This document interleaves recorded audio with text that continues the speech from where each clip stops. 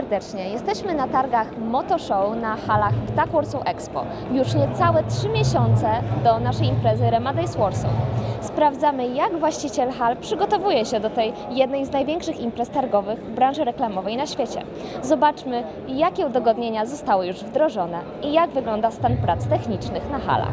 Już niecałe 3 miesiące zostały do targów Rema Days Warsaw. Proszę powiedzieć, jak właściciel hal Ptak Warsaw Expo przygotowuje się do tej jednej z największych na świecie imprez targowych w branży reklamowej? Właściciel hal Ptak Warsaw Expo przygotowuje się dokładnie analogicznie jak do wszystkich innych bardzo dużych imprez, które w naszym centrum targowo-kongresowym się odbywają, a tych imprez jest wiele, chociażby ta impreza, na której jesteście Państwo dzisiaj, Warsaw Motor Show, i przebiega bez najmniejszych zakłóceń. Wiemy jednak, że były jakieś niedociągnięcia w zeszłym roku na Rema Days Warsaw. Czy udało się może powiększyć liczbę toalet? Toalety w tej chwili są rozbudowywane i ten proces zwiększenia ich liczby się kończy. Podczas tak dużego wydarzenia też niezbędna jest sprawnie działająca sieć komórkowa i też zasięg internetu.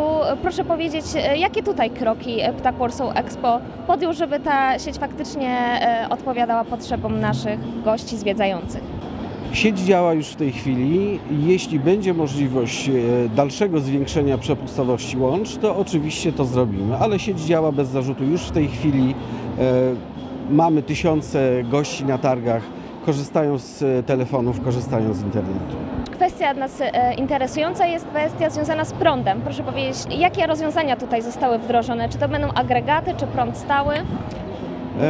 Zasilanie jest na bardzo dobrym poziomie. Jakieś 2 tygodnie temu mieliśmy bardzo dużą imprezę przemysłową, Warsaw Industry Week, podczas której były prezentowane maszyny przemysłowe w ruchu, w ciągu technologicznym, więc z tego punktu widzenia jesteśmy bardzo dobrze przygotowani.